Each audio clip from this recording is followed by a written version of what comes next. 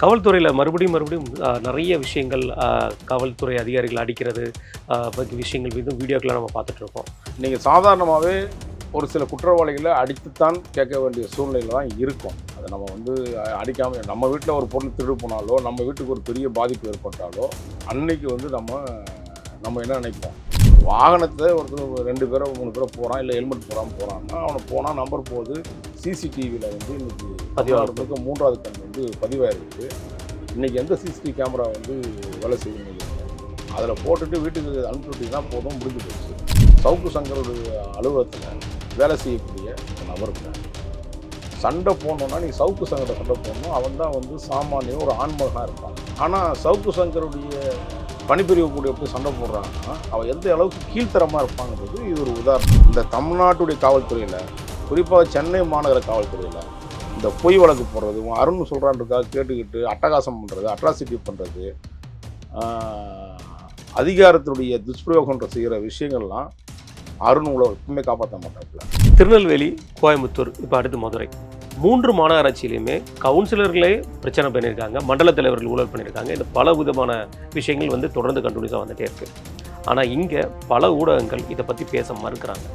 ஊடகங்கள் இருக்கா தமிழ்நாட்டில்? ஊடகவாளர்கள் எல்லாருமே அடிமையினுடைய உச்சமாக இந்த அரசாங்கத்துக்கு போயிட்டாங்க. அப்படி ஊடகம் இருந்ததுன்னா நம்ம உண்மையாகவே வரவேற்கலாம்.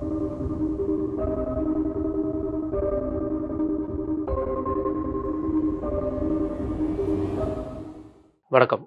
இன்று நம்மிடையே இணைந்திருப்பவர் மூத்த பத்திரிகையாளர் திரு வராகி அவர்கள். அண்ணா வணக்கண்ணே. வணக்கம் பிரதர். எப்படி இருக்கீங்கண்ணே? பிரமாதம், இறைவன் ஆசீர்வாதம். கண்டிப்பாண்ணே.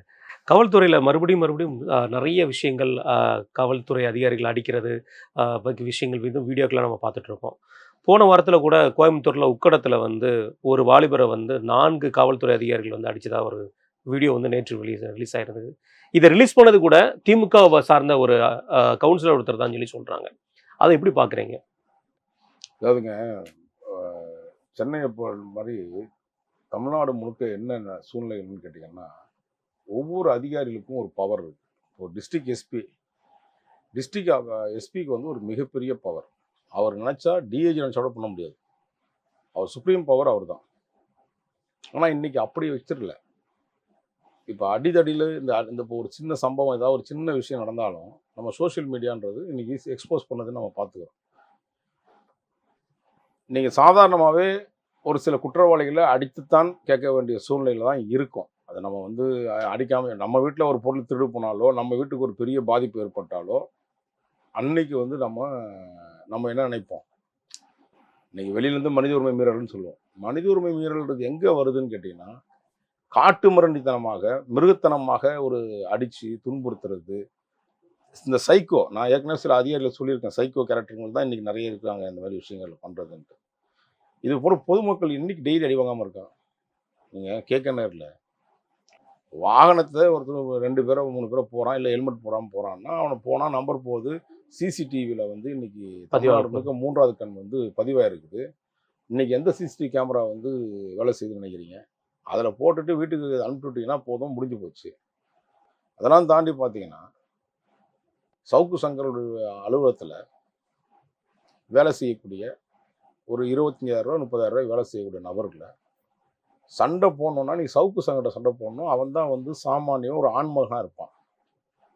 ஆனால் சவுக்கு சங்கருடைய பணிபுரிய கூடிய போய் சண்டை போடுறாங்கன்னா அவன் எந்த அளவுக்கு கீழ்த்தரமாக இருப்பாங்கிறது இது ஒரு உதாரணம். ஒரு வாகனத்தை கொடுத்தாச்சு, பெனால்ட்டி கட்டியாச்சு.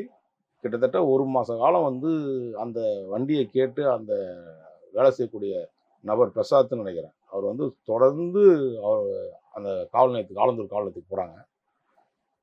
ஒரு கட்டத்துக்கு அப்புறம் அவரே இதாகிறார், நீதிமன்றத்தை நாடுறார். சவுக்கு சங்கர் நாடி அதில் இருக்கக்கூடிய அங்கே நம்பரானதுக்கு அப்புறம் தான் நாளைக்கு பிரச்சனை பெருசாகிடுமோன்றது தான் அந்த காவலர் உடனே கூப்பிட்டு வச்சு அந்த வண்டியை கொடுத்து நம்மளை காப்பாற்றிக்கணும்ல.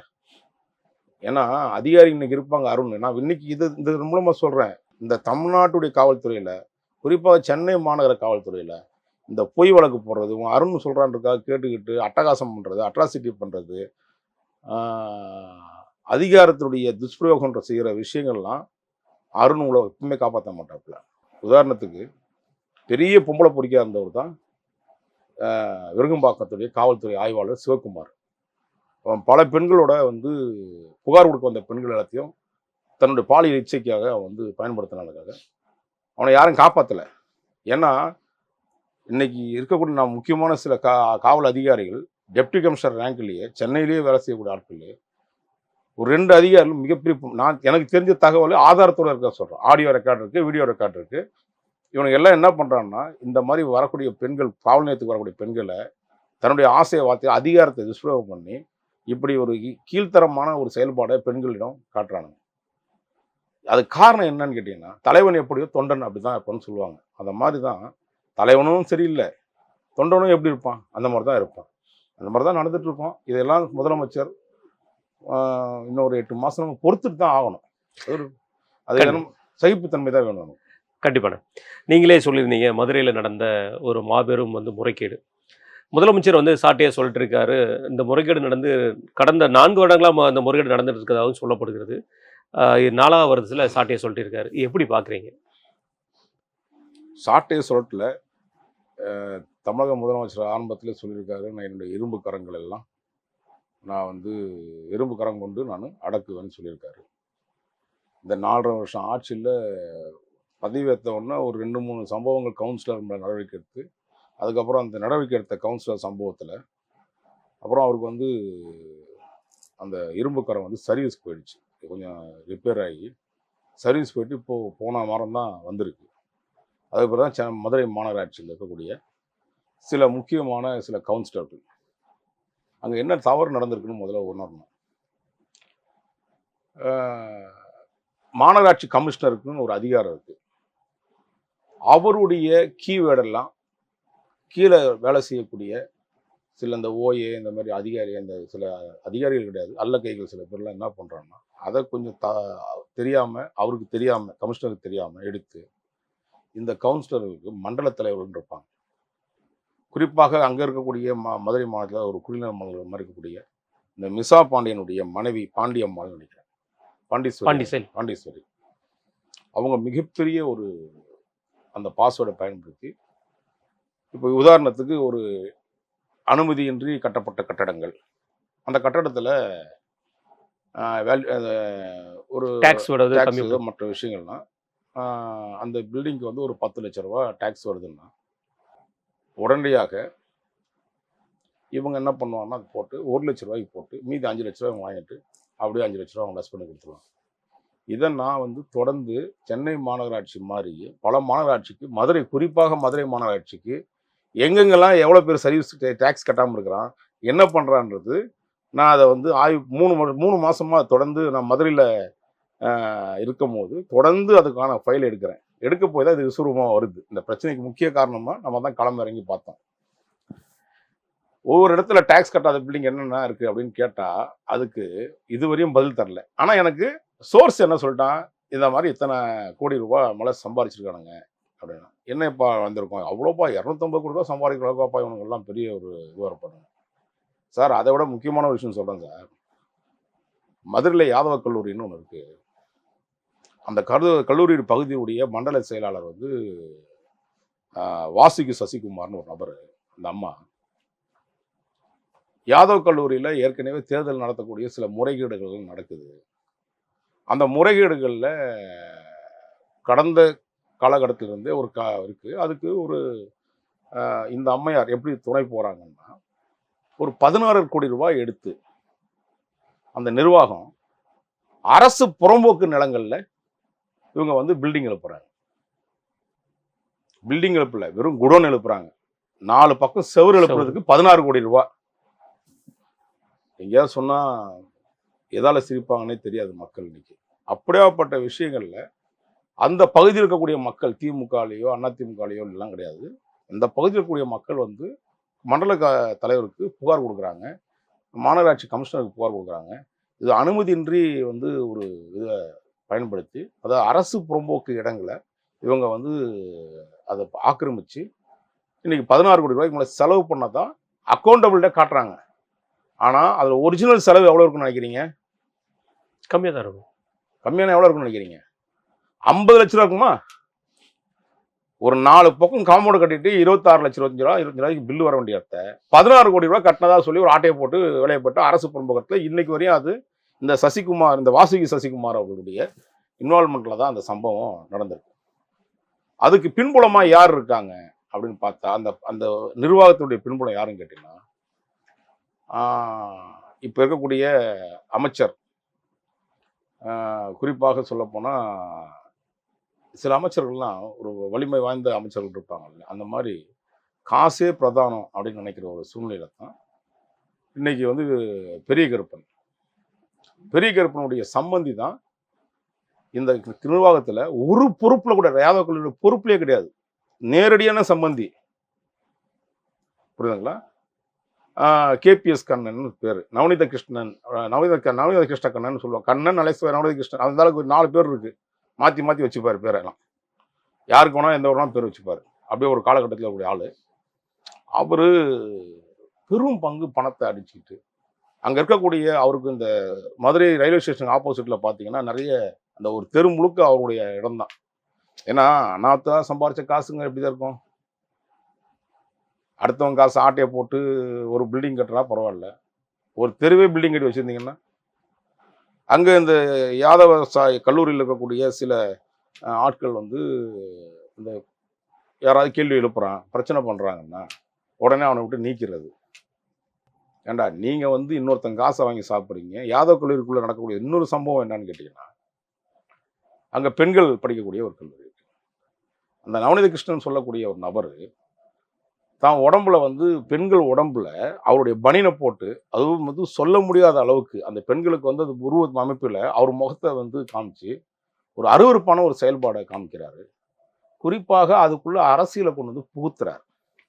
அதை புகுத்துவதற்கு முக்கிய காரணமான விஷயம் என்னன்னு கேட்டீங்கன்னா, அந்த நவநீத கிருஷ்ணன் என்ற கேபிஎஸ் கண்ணன் அவர்கள் இவருடைய சம்பந்தி, பெரிய கருப்பனுடைய சம்பந்தி.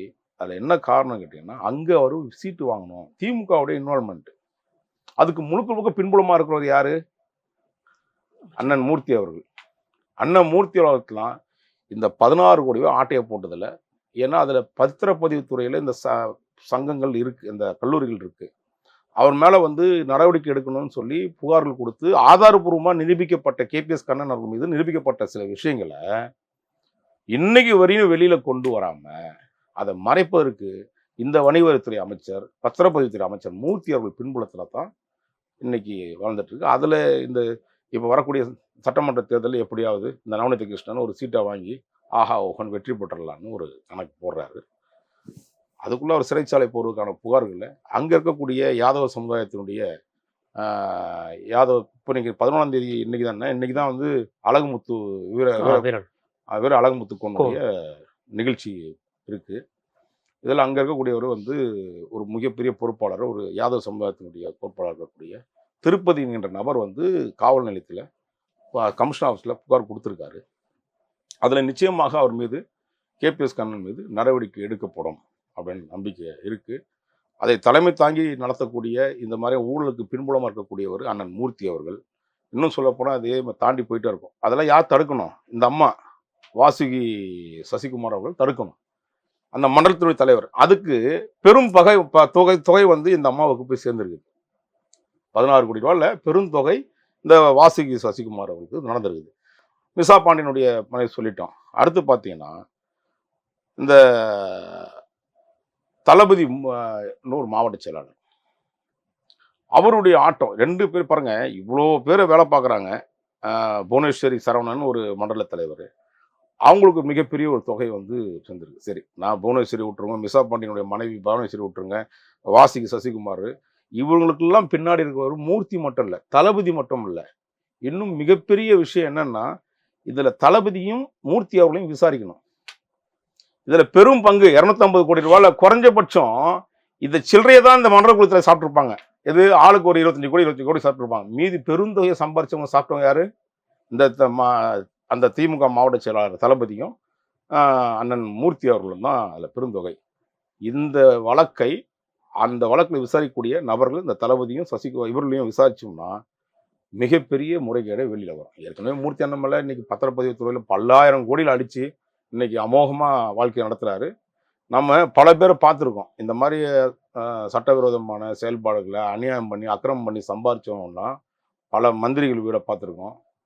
பல ஏன் இன்னும் சொல்லப்போனால் அண்ணன் அயோக்கியத்தனத்தில் உச்சமாக இருந்த காலகட்டத்தில் அழகிரி அண்ணனுடைய விஷயத்தில் அவர் பையனுடைய உடல் இந்த மாதிரி சூழ்நிலை மாறிஞ்சது. கடவுள் ஒருத்தர் இருக்கான்ல, மக்களுடைய வயிற்றுச்சலை வச்சு நீங்கள் சம்பாரிச்சதுனால விளைவு தான் அந்த அதிகாரத்தை துஷ்பிரயோகம் பண்ணி எத்தனை பேர் லேண்டை பிடிங்க சாப்பிட்ருப்பீங்க. மதுரை மக்கள் எவ்வளோ கஷ்டப்பட்டிருப்பான் இந்த திமுக பிடி. அதனால தான் திமுக வேண்டான்னு 10 வருஷம் ஒதுக்கி வச்சுருந்தான்.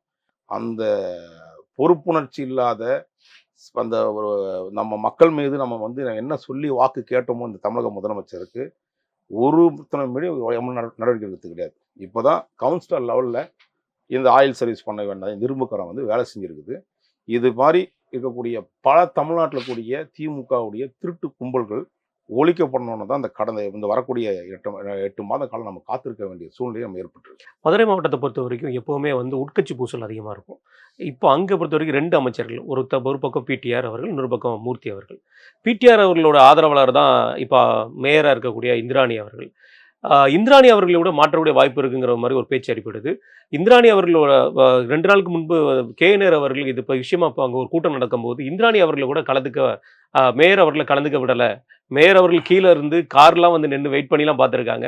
அவர் முகத்தை கூட யாரும் பார்க்காம சென்று விட்டாருங்கிற மாதிரி ஒரு பேச்சு அடிபடுது. அது எப்படி பார்க்கலங்க? அவரு அண்ணன் பிடிஆர் அவர்களை பொறுத்தவரையும் ஒரு திறமையான அவர்லாம் வந்து திமுக இருக்க வேண்டிய திட்டு குடும்பில் இருக்க வேண்டிய அவசியம் இல்லை. அவர்லாம் பிஜேபியில் ஒரு முக்கிய பொறுப்பில் இருந்து ஒரு ஆல் இண்டியா லெவலில் இருக்கக்கூடிய ஒரு பொறுப்பு எனக்கு தெரிஞ்ச ஒரு நல்ல அறிவுபூர்வமான ஒரு நபர். ஃபேமஸ் இல்லை, அறிவுபூர்வமான நபர். அவருடைய ஆதரவாக ஒரு சீட்டு வாங்கி தான் தருவாங்க.